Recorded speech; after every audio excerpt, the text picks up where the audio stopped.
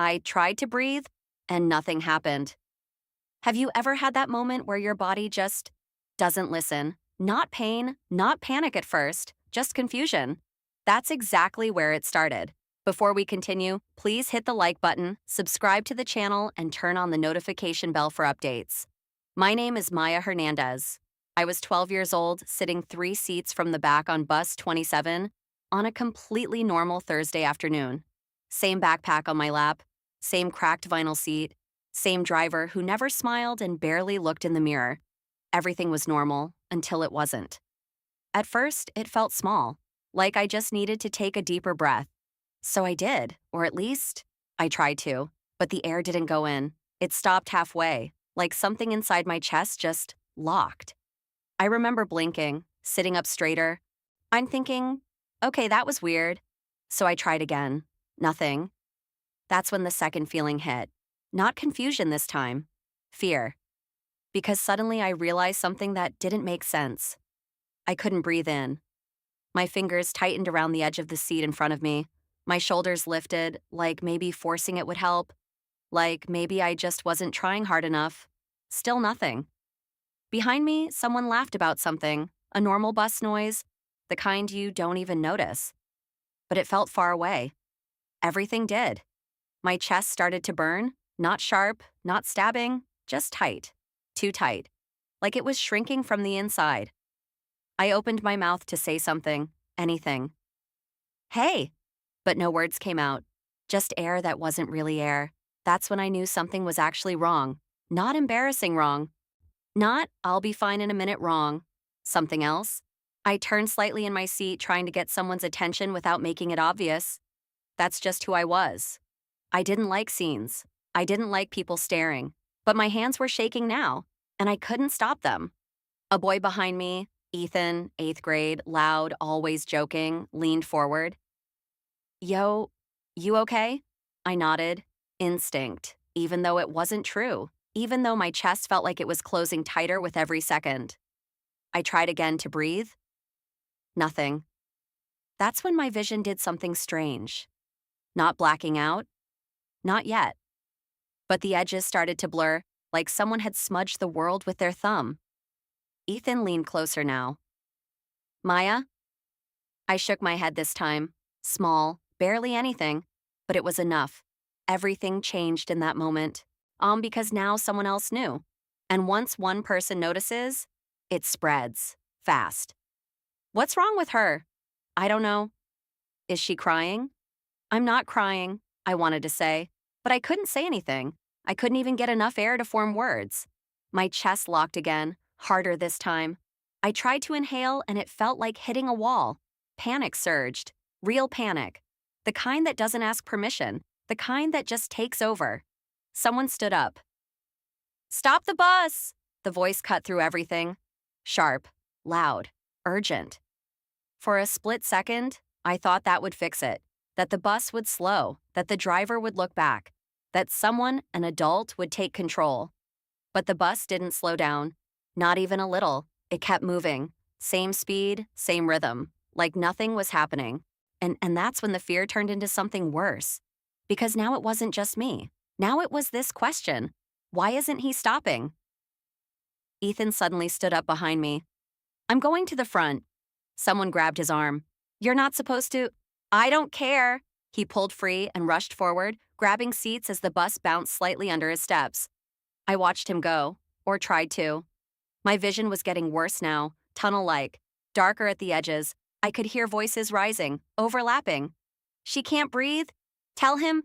Hurry. Ethan reached the front. Hey, she can't breathe. Please stop. For a moment, there was silence, and then movement. The driver's arm reached back, not turning fully, not even looking, just reaching and shoving Ethan backward.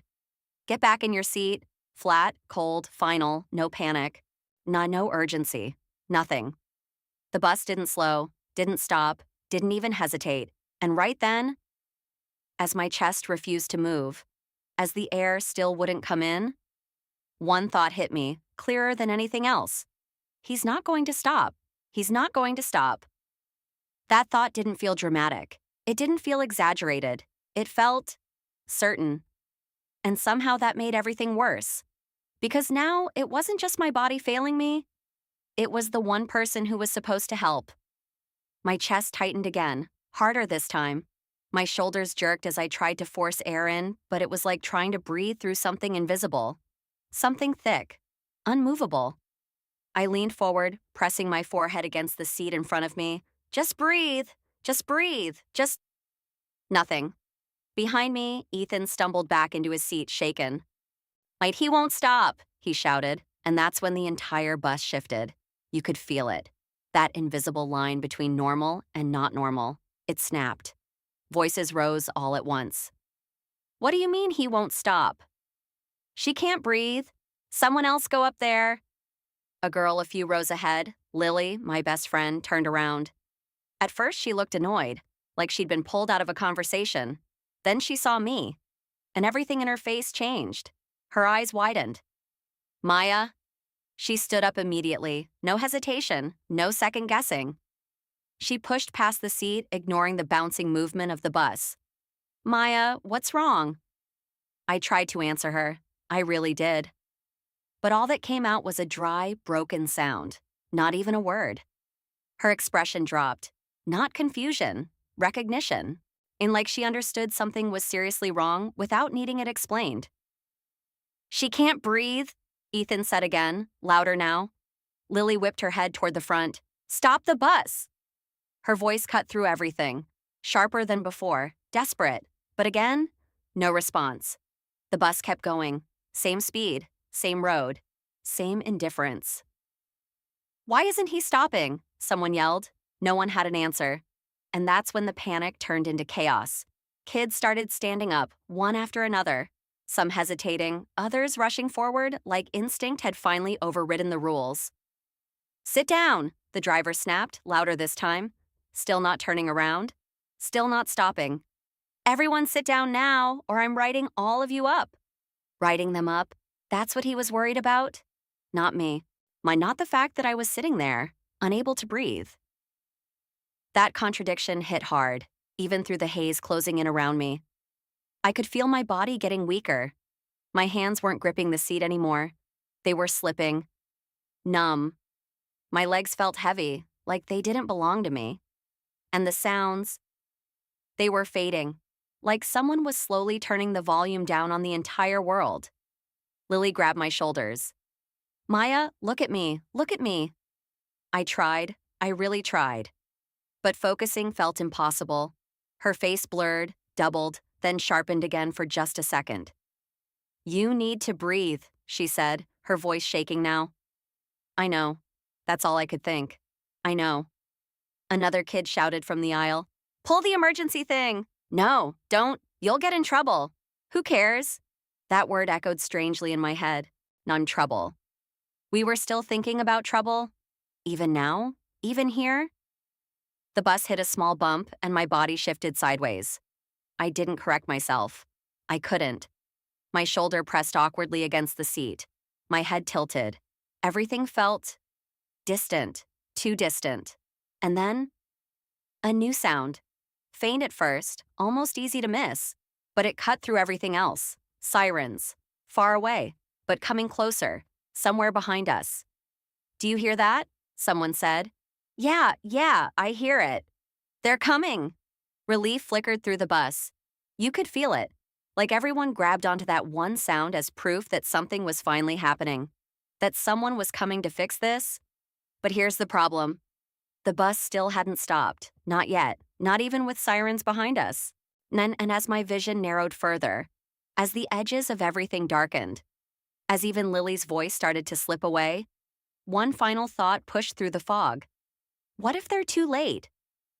They heard her, they all heard her, so why didn't anything change? Let's rewind for a second, because moments like this don't come out of nowhere. They build quietly, long before anyone realizes what's happening. That morning had been completely normal. No warning signs that felt serious, no big red flags, just small things, easy to ignore. Gym class, running laps. I remember slowing down halfway through, pressing a hand lightly against my chest. Not pain, just tightness. Like I couldn't quite get a full breath. Hey Maya, you good? My gym teacher called from across the court. I nodded. Of course I did. That's what I always did. I'm fine, I said, even though it didn't feel completely true. But it wasn't bad enough to make a scene. Not bad enough to sit out. Not bad enough to explain. So I kept going. And eventually, it passed. Or at least it felt like it did. By lunchtime, I wasn't even thinking about it anymore. By the end of the day, it was gone completely. At least, that's what I thought. Because if you had asked me, sitting on that bus just an hour later, what was about to happen, I wouldn't have had an answer. And that's what made it worse. Because nothing felt connected. Nothing made sense. Back on the bus, everything was moving too fast. And somehow, also too slow. Lily was still holding on to me, her grip tighter now. Maya, stay with me, okay? Just breathe, please. Her voice cracked on that last word. And that's when I realized something else. This wasn't just happening to me anymore. It was happening to everyone. The fear had spread. You could hear it in the way people were talking. Louder, sharper, overlapping. Someone go up there again. I'm going. No, he'll just push you back. We can't just sit here. That word again. Sit. That's what the driver wanted. That's what the rules said. Stay seated. Stay quiet. Stay under control. Even if something was wrong. Especially if something was wrong. And that's where everything started to feel off. Because the more serious it got, the more the driver doubled down. I said, sit down, Mr. Caldwell shouted again, this time louder than before. There was something in his voice now. Not concern, not confusion, frustration. Like the problem wasn't me. Then like the problem was the noise, the movement, the disobedience. Ethan stood up again anyway. You don't understand. She literally can't breathe. Still no response. Not the kind that mattered. The bus kept rolling forward, steady and unchanged. Outside, everything looked normal. Cars passing, people walking. A world that had no idea what was happening inside that bus.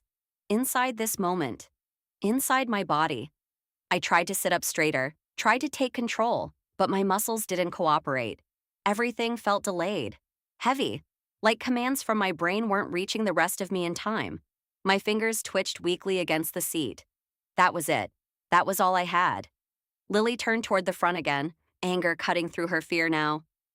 Stop the bus now, she screamed, not asking, not begging, demanding. And for a split second, there was silence again. That same pause, that same moment where everything could change, where the bus could slow down, where this could stop getting worse. But it didn't. Instead, Mr. Caldwell's voice came back, colder than before. If you don't sit down right now, you're all getting reported. Reported. That was still his priority, even now, even here. And that's when something shifted in the bus. Not just panic this time. Something sharper, something more dangerous. Because the kids weren't just scared anymore. They were starting to realize something else. He wasn't going to help. And if he wasn't going to help, then they had to do something themselves. A student near the middle of the bus reached into their pocket, pulling out their phone with shaking hands. I'm calling 911. That sentence cut through everything. Clear, final, different. Because now, this wasn't just a situation anymore. It was an emergency. And someone outside the bus was about to hear about it. By the time someone finally called for help, I couldn't even ask for it anymore. Think about that. What happens when you need to speak, but your body won't let you? That's where I was now, somewhere between aware and slipping. The world didn't disappear all at once. It faded, piece by piece, sound first. Voices that were loud just seconds ago started to blur together like they were being pulled underwater. Hello? Yes, we're on a school bus. She's not breathing right. Please hurry. The 911 call, I could hear it, but it didn't feel real. Like it was happening in another room, another place. Not here, not to me. My body shifted again, this time without me trying. I slumped sideways, my shoulder hitting the edge of the seat. I didn't correct it. I couldn't. My arms felt too heavy. My chest, still locked, still refusing. Each attempt to breathe was weaker than the last. Shorter, shallower, like my body was slowly giving up on trying. Maya, Maya, stay with me. Lily's voice cut through again, closer now, urgent, breaking. Her hands were on my face, trying to keep me upright. Look at me. Please, just look at me. I tried. I really did. For a second, I saw her clearly. Her eyes wide, wet, terrified. And that scared me more than anything else. Because Lily wasn't the type to panic. If she was this scared, then something was really wrong. Around us, the bus had completely unraveled. And kids were out of their seats now. No one cared about the rules anymore. Tell them where we are. I don't know, we just passed. What street was that? Just say the bus number. Bus 27, someone shouted. Bus 27, please, she's turning blue. That word didn't fully register, but it lingered. Blue. Was that me? I couldn't tell. I couldn't feel my face anymore. Up at the front, Mr. Caldwell finally stood slightly from his seat, not turning fully, but enough to raise his voice again. Everyone sit down right now. Louder than ever, sharper, but there was something else now. Not concern, not urgency, something closer to panic. But not for me, for the loss of control. Because the bus wasn't orderly anymore, it wasn't quiet, it wasn't obedient, it was chaos, and he didn't know how to handle that. Then you're all going to be in serious trouble, he added. But no one listened. No one even reacted. Because something had changed. Authority didn't matter anymore. Not when someone couldn't breathe, not when every second felt like it mattered. Sirens, someone yelled suddenly. They're right behind us. That word hit differently. Behind us. Not far anymore. Close, real. The flashing lights reflected faintly through the bus windows, bouncing across the ceiling. Blue, red, blue, red. For the first time, the outside world was catching up. The driver hesitated. Just for a second, you could feel it. A tiny shift in the movement of the bus, a slight lift off the gas. Then, too late, the brakes pressed down. Hard. The bus jerked slightly as it pulled to the side of the road. Everything tilted, everything stopped. But the damage, the time. That had already passed. The doors swung open, and suddenly everything moved fast. Really fast. Heavy footsteps. Voices. Clear now, sharp, controlled. Where is she? Back here. Move. Give us space. Hands reached me, careful but urgent. I felt myself being lowered, repositioned. Something pressed against my face. A mask. Air. Real air. For the first time in what felt like forever. It went in. Deep. Painfully deep. My chest expanded suddenly, almost violently, like it had been forced open. I gasped. A real sound this time. A real breath. And it hurt. But it worked. And that was enough. Through the blur, I saw a paramedic kneeling beside me, focused, calm. He checked something quickly, my pulse, my breathing. Then he looked up. Not at me, at the front of the bus, not at the driver, and his expression changed. Confusion. Then something sharper. Why didn't you stop? The question hung there, heavy, unavoidable, because everyone on that bus already knew the answer didn't make sense. I could hear them talking about me, like I was already slipping away. That's the strangest part. You don't just disappear all at once, you hover, somewhere in between, aware enough to hear, too weak to respond. That's where I was, lying on the floor of the bus, oxygen mask pressed against my face, pulling in sharp, uneven breaths that felt both painful and relieving at the same time.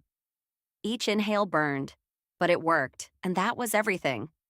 Stay with me, Maya, the paramedic said, his voice steady, controlled. You're okay, just keep breathing. Okay, that word didn't feel real, because just moments ago, I wasn't. Around me, everything was louder now, clearer, no more muffled edges, just chaos, reorganized into something urgent and focused. Give them space, back up. Is she okay? Move to the front, please. Kids were being guided off the bus one by one, their voices shaky, some crying, some silent. Ethan stood near the aisle, pale, staring at me like he didn't fully understand what he'd just witnessed. Lily refused to move. I'm staying with her, she said, her voice trembling but firm. No one argued. The paramedic adjusted the mask slightly, watching my breathing carefully. Good, he muttered. That's better. Stay with that. I focused on that. Breathing in, breathing out. Simple, except now it felt like the hardest thing I'd ever done. Behind him, another paramedic spoke quietly, but not quietly enough. Severe respiratory distress. Oxygen levels must have dropped fast. Yeah, the first one replied under his breath. This should have been handled minutes ago. Minutes. That word hit differently now. Because I could feel it. Those lost minutes. The ones where nothing happened. The ones where everything should have happened. My eyes shifted slightly, just enough to see past them, toward the front of the bus. Mr. Caldwell was still there, standing near his seat, talking to a police officer now, his posture stiff, defensive. I followed procedure, he was saying. Kids exaggerate all the time. I can't just stop every time someone says something's wrong. The officer didn't respond immediately, just watched him, measured, careful. She wasn't exaggerating, the paramedic said sharply, not even looking up. She needed help. A pause, heavy, uncomfortable. I didn't know it was that serious, Mr. Caldwell replied, but something about the way he said it didn't sit right, because everyone on that bus knew something. We all saw it. He'd been told, more than once, more than clearly enough, and he still didn't stop. I tried to lift my head slightly. The paramedic gently steadied me. Easy, he said. Don't move too much. But I wasn't trying to sit up. I just wanted to see. Just for a second? Just enough. My eyes locked onto the driver, and for the briefest moment, he looked back. Not fully, not directly, but enough. And then, he looked away. Fast, like he didn't want to meet my eyes, like he couldn't. And that's when the thought came, being clearer than anything else in that moment. Stronger than the fear, stronger than the confusion. He knew, or at least, he knew enough. Enough to stop, enough to check, enough to do something. And he didn't. Let's move her, the paramedic said. Hands carefully lifted me onto a stretcher, straps secured. The oxygen mask stayed firmly in place. As they carried me off the bus, the sky above looked too bright, too normal, like none of this should have been happening, like this wasn't real. But it was, every second of it. As we passed the front, I saw him again, standing there, still, silent now, and again. He didn't look at me, not this time, not at all. Why didn't he stop? That question didn't leave me. Not in the ambulance, not in the hospital, not even days later, when everything was supposed to be over. Because the truth is, it wasn't over, not even close. Logical payoff. What actually happened? By the time we got to the hospital, things moved fast, but controlled.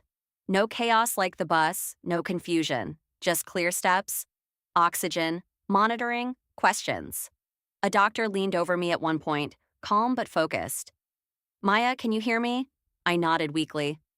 Good. You had a severe breathing episode. We're helping you stabilize. Later, after everything settled, after my breathing slowed, after the tightness finally loosened enough for me to think clearly, they explained it. I had experienced a sudden, severe asthma attack, undiagnosed, triggered earlier that day during gym. The tightness I felt running laps?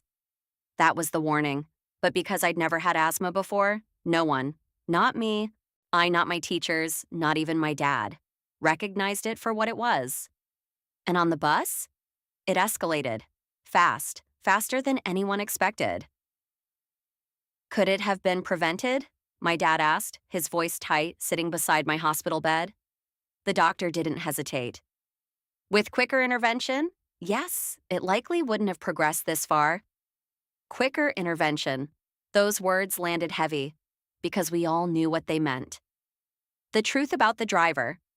The school didn't ignore what happened. They couldn't. Too many witnesses, too many consistent stories, too many students saying the same thing. We told him. He didn't stop. He told us to sit down. Within days, the investigation started. Statements were taken, from Lily, from Ethan, from multiple students across the bus, even from the 911 recording. And then, the footage. Mine every school bus has cameras, and bus 27 was no exception. When they reviewed it, everything became undeniable. You could see me struggling in my seat. You could see Ethan running forward. You could hear the words, "She can't breathe. Please stop." And you could see exactly what happened next. Mr. Caldwell reaching back, not turning, not checking, just pushing him away. "Get back in your seat." Then continuing to drive. Minutes passed on that footage. Real minutes, not exaggerated, not distorted by panic. Clear, measured. And during those minutes, the situation visibly got worse. More students standing, more voices raised, more urgency. And still, no stop. When questioned again, Mr. Caldwell gave the same explanation. "I thought they were exaggerating." That was it. No hidden reason, and no emergency he was dealing with. No distraction, just a decision. A judgment call. He believed the students weren't serious, and he chose not to act. I didn't cry right away, not when they told me, not when I saw my dad sitting there, gripping my hand tighter than he ever had before. Not even when Lily came in later, her eyes red, hugging me carefully like I might break. It didn't hit all at once. It built. Slowly, quietly, until one moment, when everything connected. The bus, the voices, the feeling of not being able to breathe, the moment he pushed Ethan away.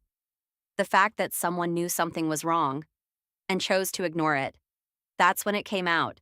Not loud, not dramatic, just quiet tears I couldn't stop. "I thought I was going to die," I whispered. My dad didn't say anything at first, like he just pulled his chair closer. "I know," he said finally. "I know." And for the first time since it happened, I felt it fully. Not just the fear, but the weight of it. The outcome wasn't unclear. It wasn't brushed aside. It didn't fade away. Mr. Caldwell was immediately suspended. Within weeks after reviewing the footage and testimonies, he was terminated. The official reasoning was simple: failure to respond to a medical emergency. But the impact went beyond just one person. The school district made changes, real ones. Drivers were retrained on mandatory emergency response protocols. New rules required immediate stops for any breathing-related complaints. Discussions began around adding student access emergency alerts on buses. Parents were notified. Meetings were held. Questions were asked. Because this wasn't just about me anymore. It was about every student on every bus. At home, things shifted too. I was prescribed an inhaler, taught how to use it, taught what to watch for. My dad became more careful, more present. Not in a controlling way, but in a way that said, "That's never happening again." Ethan got recognition from the school for trying to help. Lily, she didn't need recognition. Everyone already knew. She never left my side that day. Final resolution moment. A few weeks later, I got back on a bus. Different number, different driver, same kind of seat, same afternoon light coming through the windows. But everything felt different. I sat down slowly, my backpack on my lap again. My inhaler tucked safely in the front pocket. The bus started moving. For a second, I felt it. That memory, yet that tightness, not physical, just remembered. But then, the driver's voice came through, calm, clear. "If anyone feels sick or needs help, you tell me immediately, okay?" I looked up. He checked the mirror, not quickly, not dismissively. He actually looked, made eye contact, waited. And for the first time, that felt enough. I nodded slightly, more to myself than anyone else. Then I took a slow breath. In, deep, steady, and this time, it worked. No resistance, no fear, just air, normal, reliable, mine. The bus kept moving down the road. But now, it felt different. Not because nothing could go wrong, but because if something did, someone would stop. And that changed everything.